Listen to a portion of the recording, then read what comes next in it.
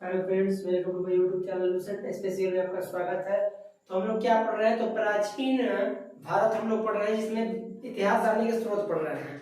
और हम लोगों ने इतिहास जानने के स्रोत में पहला धर्म ग्रंथ को खत्म कर दिया है और दूसरा ऐतिहासिक ग्रंथ को भी खत्म कर दिया है, जिसमें हम लोगों ने कई प्रकार की स्मृतियां के बारे में पढ़ा। जातक ऐतिहासिक ग्रंथ, आगम, उसके बाद राजतरंगिणी, उसके बाद गार्गी संहिता, उसके बाद अर्थशास्त्र, जो ये ऐतिहासिक ग्रंथ है, इस सब के बारे में जाना। लेकिन एक ऐतिहासिक ग्रंथ बाकी रह गया है, उसके बारे में हम लोग थोड़ा सा चर्चा कर लेते हैं, जिसका नाम है ऐतिहासिक ग्रंथ का ऐतिहासिक ग्रंथ उसका नाम है महाभाष्य। महाभाष्य उसका नाम है। महाभाष्य के जो लेखक हैं, महाभाष्य के जो लेखक है वो पतंजलि है। महाभाष्य के लेखक कौन है? पतंजलि। महाभाष्य क्या है? तो ये एक ऐतिहासिक ग्रंथ है, इसके लेखक है पतंजलि। पतंजलि इसके लेखक है। तो उसके बाद जानेंगे कि महाभाष्य में किसके बारे में बताया गया। तो इसमें शुंगों के बारे में बताया गया है। किसके बारे में बताया गया है? शुंगों के बारे में। महाभाष्य में शुंगों के बारे में बताया गया है। महाभाष्य में किसके बारे में बताया गया है? शुंगों के बारे में। शुंग वंश के शासक कौन है? तो वो हो जाएगा पुष्यमित्र शुंग। पुष्यमित्र शुंग ये कौन है? तो पुष्यमित्र शुंग कौन है? शुंग वंश के शासक। शुंग वंश के शासक कौन है? पुष्यमित्र शुंग। और महाभाष्य जो ऐतिहासिक ग्रंथ है, उसके लेखक है पतंजलि। अब देखिए, पतंजलि जो थे तो शुंग वंश के शासक यानी कि पुष्यमित्र शुंग के दरबार में क्या थे? पुरोहित काम करते थे, पंडिताई करते थे। क्या करते थे? जो पतंजलि थे वो पुष्यमित्र शुंग के दरबार में पंडिताई करते थे, जिस कारण जो पतंजलि थे वो महाभाष्य ऐतिहासिक ग्रंथ की रचना किए। और करने के बाद पुष्यमित्र शुंग यानी कि शुंग वंश का शासक जो था पुष्यमित्र शुंग, उसके बारे में महाभाष्य में बताया। किसने बताया? पतंजलि ने। किसके बारे में? तो शुंगों के बारे में बताया। कहाँ? भाष्य में, ऐतिहासिक ग्रंथ महाभाष्य में बताया शुंगों के बारे में। क्योंकि पतंजलि जो थे पुष्यमित्र शुंग के दरबार में क्या थे? पुरोहित थे, यानी पंडिताई का काम कार्य करते थे। ठीक है, तो देखिए ये लास्ट हम लोग का क्या था? ऐतिहासिक ग्रंथ था, छूट गया था, जिसके बारे में हम लोगों ने चर्चा किया। ऐतिहासिक ग्रंथ महाभाष्य, जिसके रचनाकार या लेखक हैं पतंजलि। पतंजलि जो है वो किसके बारे में महाभाष्य में बताया है? शुंगों के बारे में। और शुंग वंश के शासक कौन थे?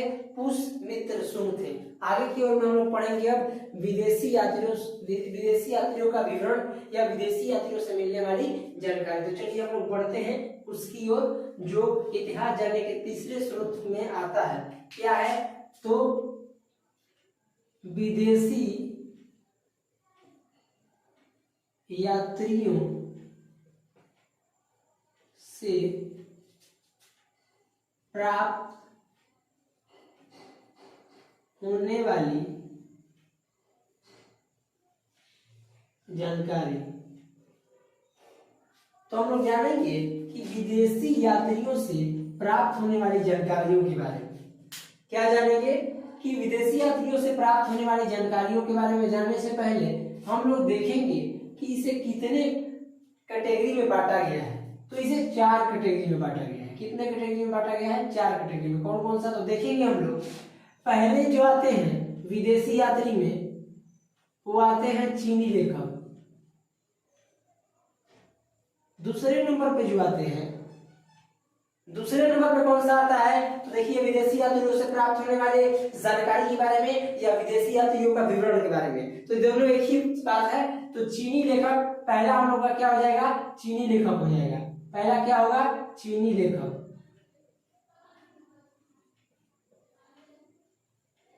दूसरा क्या हो जाएगा? अरबी लेखक।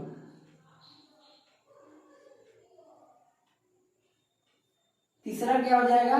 तो तीसरा हम लोग का क्या हो जाएगा? तो आप लोग को बता दे कि तीसरा हो जाएगा यूनानी या रोमन। यूनानी या रोमन। चौथा में क्या हो जाएगा? चौथा में हो जाएगा अन्य लेखक। चौथा में क्या हो जाएगा, अन्य लेखक। देखिए तो विदेशी यात्रियों से प्राप्त होने वाली जानकारियां, ये हम लोग की इतिहास सारे का स्रोत में आता है, जो कि तीसरे नंबर पर हम लोग पढ़ रहे हैं। तो विदेशी यात्रियों से प्राप्त होने वाली जानकारियां, इसे चार कैटेगरी में बांटा गया है। कौन कौन से, तो पहले हो गया कौन सा यात्री, तो चीनी यात्री, चीनी यात्री यानी कि चीनी लेखक। दूसरा कौन सा, दूसरे नंबर पर आ जाएगा अरबी लेखक। तीसरे नंबर पर कौन सा आ जाएगा, यूनानी या रोमन लेखक। उसके बाद क्या आ जाएगा, अन्य लेखक। तो हम क्या पढ़ने वाले हैं, पहले हम लोग पढ़ेंगे चीनी लेखक के बारे में। चीनी विदेशी यात्री कैसे भारत में आए और आने के बाद क्या क्या इन्होंने किया, आने के बाद क्या क्या किया। तो देखिए पहले हम लोग देखेंगे ये चीनी लेखक के बारे में देखेंगे। चीनी लेखक के बारे में देखने से पहले हम लोग देखेंगे कि भारत में चीनी लेखक में कौन सा जो यात्री है वो भारत में प्रवेश करता है, तो वो है फाहियान।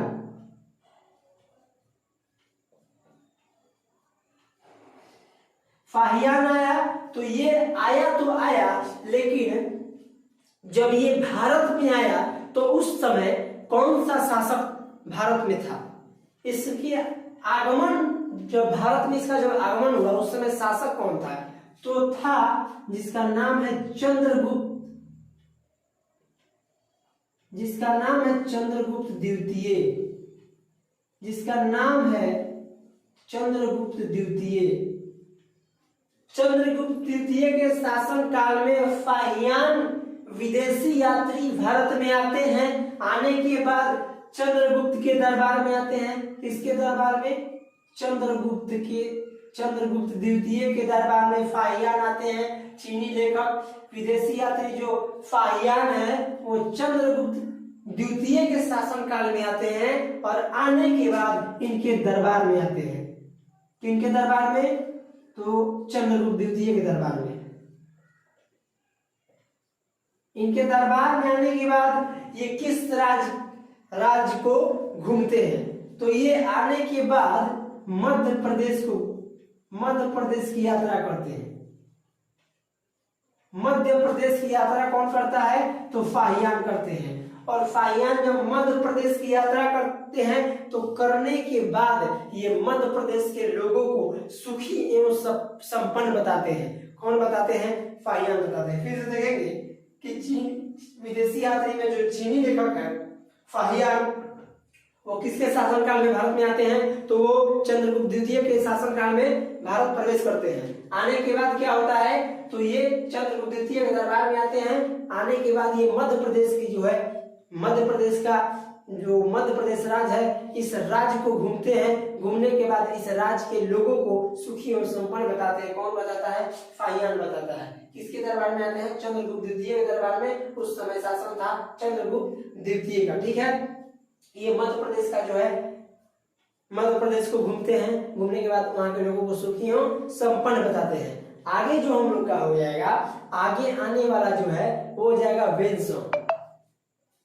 अगला जो हम लोग का आने वाला यात्री है, विदेशी यात्री चीनी लेखक में, वो हो जाएगा वेनसोंग। वेनसोंग भी आते हैं। अब ये सवाल आता है कि फाहियान किसके शासन काल में आते हैं, उस समय किसका राज था, तो चंद्रगुप्त द्वितीय का राज था, और उनके दरबार में भी आते हैं फाहियान। अब वेनसोंग है तो वेनसोंग भी किसी के दरबार में आए होंगे, ये सवाल आप लोग पूछते हैं तो बता देते हैं। वेनसोंग जो थे वो आते हैं किसके शासन काल में, हर्षवर्धन के शासन काल में। हर्षवर्धन के शासन काल में कौन आता है, वेनसोंग। हर्षवर्धन के शासन काल में कौन आता है, वेनसोंग। आने के बाद ये भी इनके दरबार में आते हैं। हर्षवर्धन के दरबार में आते हैं, कौन आता है, वेनसोंग आते हैं। यही नहीं, इनके दरबार में आने के बाद यानी कि वेनसोंग जब भारत आते हैं, भारत की यात्रा करते हैं, तो उस समय जो शासक थे वो हर्षवर्धन थे। और ये हर्षवर्धन के दरबार में वेनसोंग आते हैं। आने के बाद क्या करते हैं, बहुत बढ़िया काम करते हैं, एजुकेशन प्राप्त करते हैं। क्या करते हैं, शिक्षा लेते हैं। यहीं पर आकर शिक्षा ले लेते हैं, शिक्षा ग्रहण करते हैं। ये कितनी बड़ी बात है कि विदेशी यात्री हमारे भारत में आता है तो तो किसके दरबार में आता है? हर्षवर्धन के दरबार में। लेकिन आने के बाद यहीं से ये शिक्षा प्राप्त करते हैं, यहीं से क्या करते हैं? शिक्षा प्राप्त करते हैं। अब देखिए कितना बड़ा बात हो गया, यहाँ पर विदेशी यात्री भारत में यहाँ पर शिक्षा प्राप्त कर रहा है। अब बताइए ये शिक्षा प्राप्त करे तो कहाँ से शिक्षा प्राप्त किए? तो ये नालंदा विश्वविद्यालय,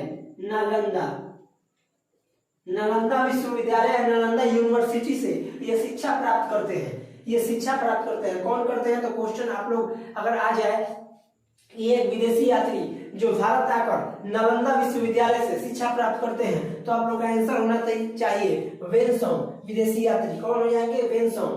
ठीक है, उसके बाद आते हैं, आने के बाद किसके दरबार में आते हैं? हर्षवर्धन के दरबार में। हर्षवर्धन के दरबार में आने के बाद शिक्षा नालंदा से प्राप्त करते हैं, नालंदा यूनिवर्सिटी से शिक्षा प्राप्त करने के बाद ये एक पुस्तक की रचना करते हैं जिसका नाम है सीयूकी। सीयूकी पुस्तक की रचना करते हैं कौन? तो वेनसोंग।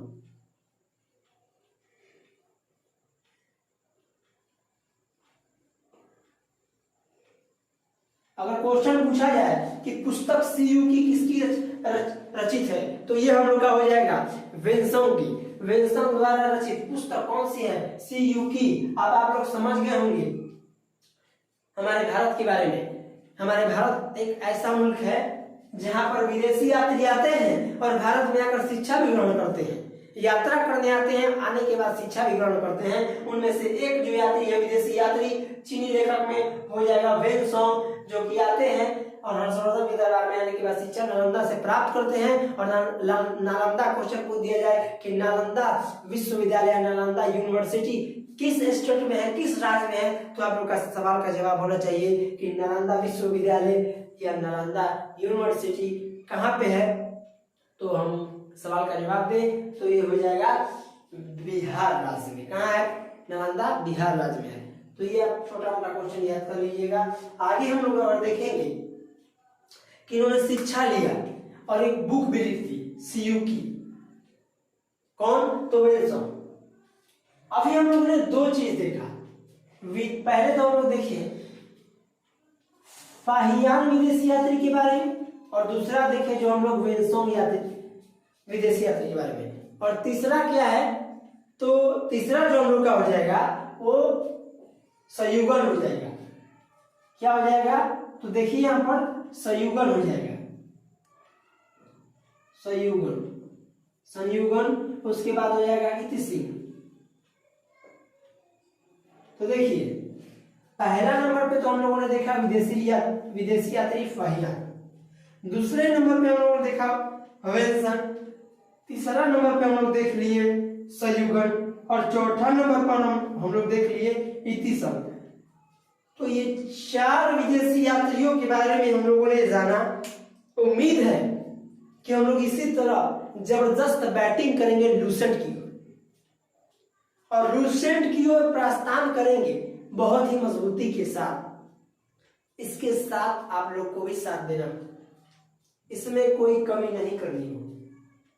हम लोगों ने पढ़ा इतिहास जानने के स्रोत में, धर्म ग्रंथ के बारे में हम लोगों ने पूरा अध्ययन कर लिया है। हम लोग जानते हैं कि धर्म ग्रंथ में 4 प्रकार के धर्म ग्रंथ आते हैं। पहला आता है वेद, दूसरा आता है वेदांत, तीसरा आता है पुराण, और चौथा जो आता है वो उपनिषद आता है। उसके बाद हम लोगों ने पढ़ा ऐतिहासिक ग्रंथ के बारे में, जिनमें अनेकों प्रकार की मतलब स्मृतियां के बारे में जाना हम लोगों ने। उसके बाद जातक, आगम, राजतरंगिणी, अर्थशास्त्र, गार्गी संहिता, बहुत से ऐतिहासिक ग्रंथों के बारे में हम लोगों ने जाना। आगे हम लोग जान रहे हैं अभी विदेशी यात्रियों के विवरण के बारे में, जिनमें हम लोग विदेशी यात्रियों के विवरण 4 कैटेगरी में बांटा गया है। पहला जो है चीनी लेखक, दूसरा अरबी लेखक, तीसरा यूनानी और रोमन लेखक, और चौथा अन्य लेखक। जिसमें हम लोग आज क्या पढ़े? तो चीनी लेखक के बारे में पढ़े। और चीनी लेखक में, चीनी विदेशी यात्री में 4 प्रकार के यात्रियों के बारे में हम लोगों ने देखा। पहला जो फाहियान, जो कि चंद्रगुप्त द्वितीय के शासनकाल में भारत आया और उनके दरबार में गया। उसके बाद उसने मध्य प्रदेश राज्य की यात्रा की, और मध्य प्रदेश राज्य की यात्रा करके वहां के लोगों को सुखी और संपन्न बताया फाहियान ने। दूसरे नंबर पे वेन्सन, जो कि हर्षवर्धन के शासनकाल में भारत आए। आने के बाद उनके दरबार में आए, उसके बाद इन्होंने नालंदा विश्वविद्यालय से अपनी शिक्षा प्राप्त की। नालंदा, वैसे तो यहाँ पर आकर ये यात्रा करने आए थे, लेकिन इन्होंने शिक्षा भी ली नालंदा यूनिवर्सिटी से। नालंदा किस राज्य में है? तो बिहार राज्य में है। आगे हम लोग देखें तो पढ़ने लिखने के बाद यहाँ पर नालंदा विश्वविद्यालय से पढ़ने के बाद इन्होंने एक पुस्तक की रचना की जिसका नाम है सीयू की पुस्तक। सीयू की पुस्तक के रचनाकार कौन है? वेन्सन। आगे अगर हम लोग बात करें तो दो और विदेशी यात्री जो कि चीनी यात्री है, चीनी लेखक कौन कौन से? संयुगन, तीसरे नंबर पे संयुगन है, चौथे नंबर पे इत सिंह है। उम्मीद है कि आप लोग को इस वीडियो में सारा क्वेश्चन याद हो गया होगा।